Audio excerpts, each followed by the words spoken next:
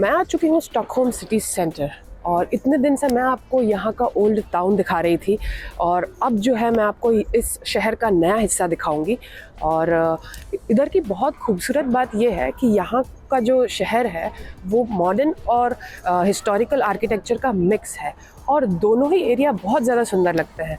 Old town कितना सुंदर है ये तो आपने देखा ही, लेकिन ये वाला नया हिस्सा भी उतना ही सुंदर है और ये इस वीडियो में आप देखेंगे।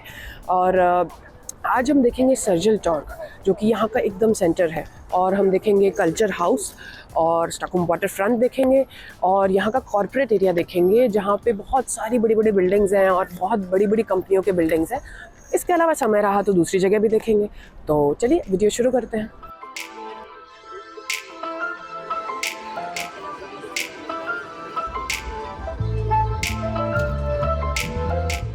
तो आप मेरे पीछे ये जो टावर देख रहे हैं ये है सर्जिल टॉर्क और ये यहाँ का सेंटर है। एकदम यहीं से शहर जो है वो चारों तरफ फैला हुआ है और यहाँ पे जो है बहुत सारी चीज़ें होती हैं। जैसे कभी कोई प्रोटेस्ट हो तो यहाँ होता है, जैसे यहाँ की कोई स्पोर्ट्स टीम ने कुछ जीत लिया तो उसके बाद जो है यहाँ पे सेलिब्रेशन होता है।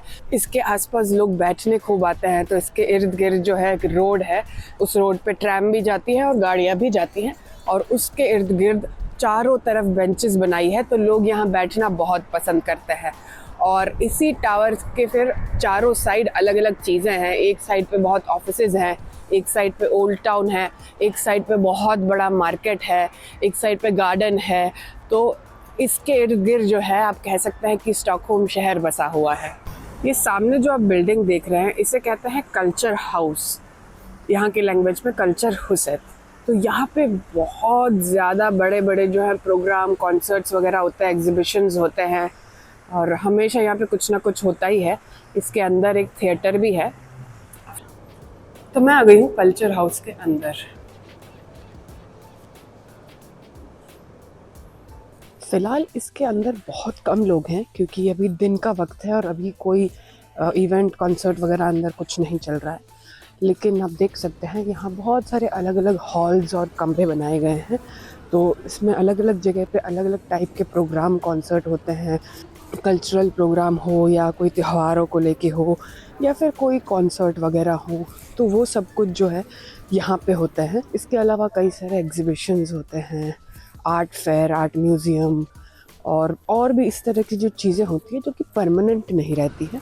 हर थोड़े थोड़े टाइम में चीज़ें चेंज होती रहती है। इसके अलावा इसके अंदर जो है कल्चरल लाइब्रेरी भी है और 2-3 कैफ़ेज़ भी हैं और इन कैफ़ेज़ में लोग बहुत आके बैठते हैं। यहाँ मतलब जैसे किसी को किसी से मिलना है तो यहाँ पे बहुत आते हैं और यहाँ बैठ के काम भी बहुत ज़्यादा लोग कर रहे हैं। और इसके अलावा यहाँ पे शोज़ वगैरह तो होते ही हैं और यहाँ जनरली भी लोग ऐसे ही बैठने भी आ सकते हैं। कई सारे लोग जो है ऐसे ही बैठे हैं क्योंकि इसके अंदर बहुत सारी सीटिंग स्पेस है। यहाँ जो है एक स्टॉल लगा है और वहाँ पे जो है बहुत ज़्यादा लाइन है। आप देखिए कितनी लंबी लाइन है, लगभग 50-60 लोग तो आराम से हैं इस लाइन में। देखना पड़ेगा ये क्या है, इतनी भीड़ है तो शायद कुछ अच्छा पॉपुलर सा ही होगा। तो मैंने पता किया कि ये क्या है और यहाँ पे मुझे लाइन में खड़ा रहना है। यहाँ पे कुछ कैंडीज़ मिल रही हैं जो फ्री में मिल रही हैं, इसलिए इतनी ज़्यादा लाइन है। तो ये मार्केटिंग के लिए फ्री में है। तो लाइन में जो है खड़े रहने के बाद जब आपकी बारी आएगी तो यहाँ एक गोल सा स्पिनर बना हुआ है, उस स्पिनर को गोल घुमाना है। फिर वो जब घूम के रुकेगा तो वो जिस भी कैंडी पे रुका वो कैंडी आपको मिल जाएगी। तो उसमें कई सारी अलग अलग कैंडीज़ हैं और एक पे जो है वो कैंडी का बॉक्स भी है। तो अब मेरी बारी आ गई है और इन्होंने स्पिन किया तो मुझे एक कैंडी मिल गई।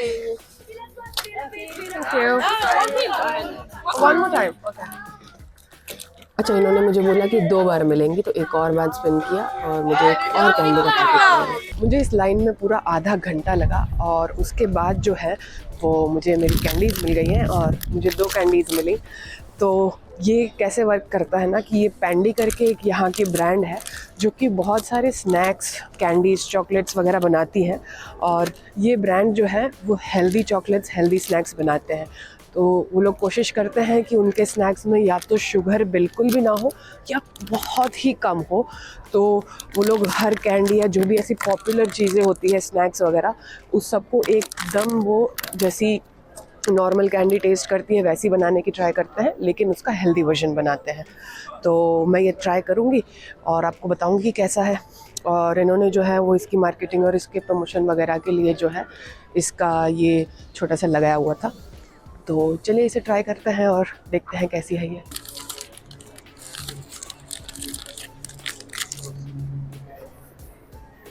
ऐसी दिखती है कुछ।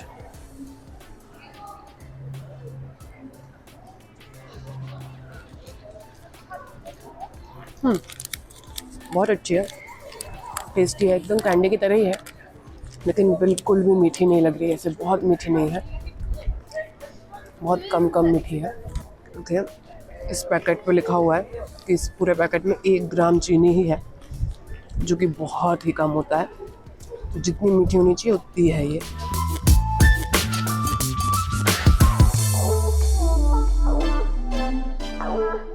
तो दोस्तों मेरे पीछे आप ये जो एरिया देख रहे हैं ये यहाँ का कॉर्पोरेट एरिया है, और यहाँ पे जो है बहुत सारी बड़ी बड़ी बिल्डिंगें हैं जिनमें कि बड़ी बड़ी कंपनियों की ऑफिसेज हैं।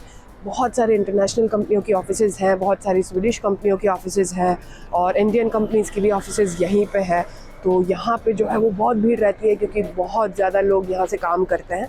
और इसके अलावा यहाँ पे खूब सारे स्टार्टअप्स भी हैं। यहाँ आप गूगल का ऑफिस देख सकते हैं, एरिक्सन का ऑफिस भी यहीं पे है, स्पॉटिफाई का ऑफिस भी यहीं पे है, ट्रू कॉलर का ऑफिस है। इसके अलावा इतनी सारी नेशनल और इंटरनेशनल कंपनियों के ऑफिसेज हैं।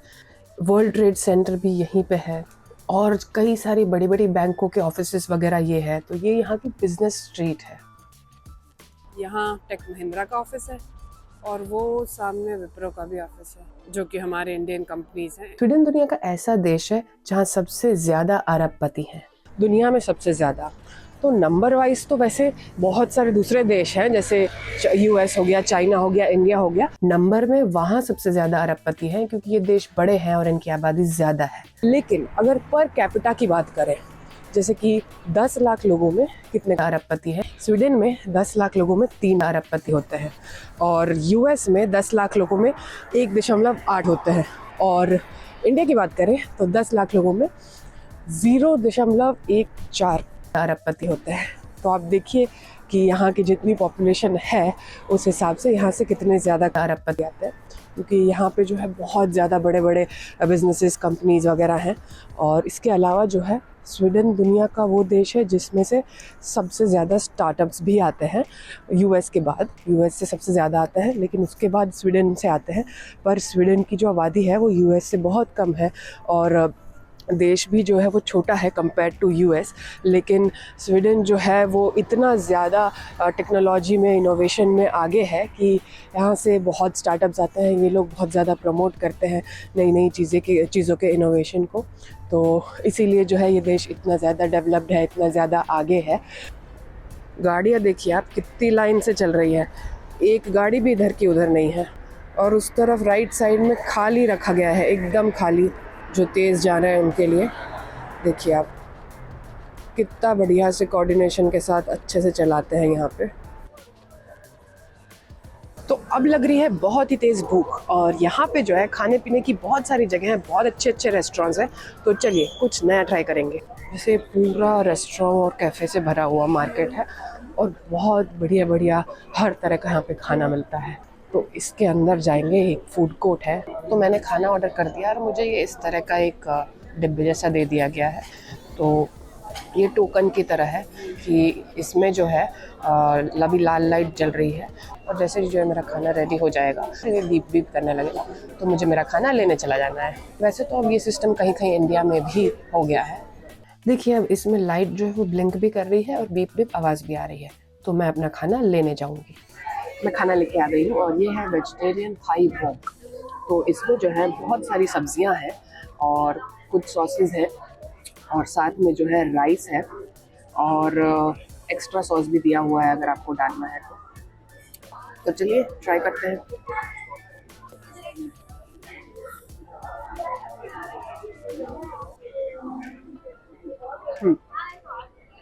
अच्छा है। इसमें लिखा हुआ था वहाँ कि ये बहुत तीखा होने वाला है, 3 लेवल का तीखा होगा, 3 लेवल का स्पाइसी दिखा रहा था, लेकिन एक्चुअली में बिल्कुल तीखा नहीं है, ज़ीरो तीखा। और यहाँ ये चीज़ बहुत होती है क्योंकि यहाँ लोग तीखा नहीं खाते हैं, तो इसलिए क्या होता है कि बहुत सारी चीज़ों में तीखा लिखा रहता है तो भी वो नहीं तीखा होता। तो आप सोचिए लोग कितना कम तीखा खाते होंगे।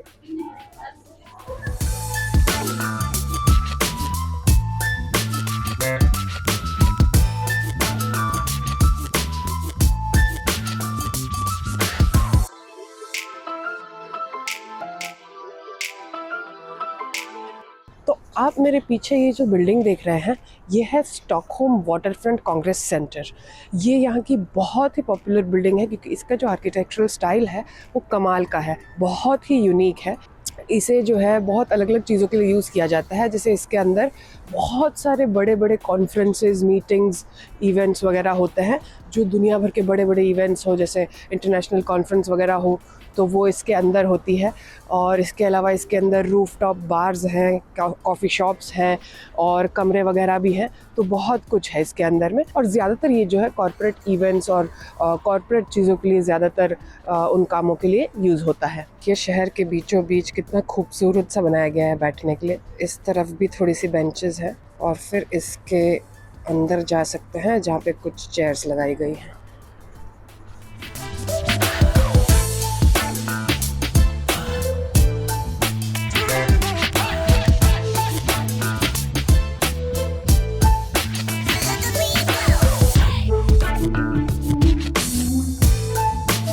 अब देखिए थोड़ी थोड़ी सी शाम हो रही है, सूरज ढल रहा है, तो एकदम अलग नज़ारा हो रहा है।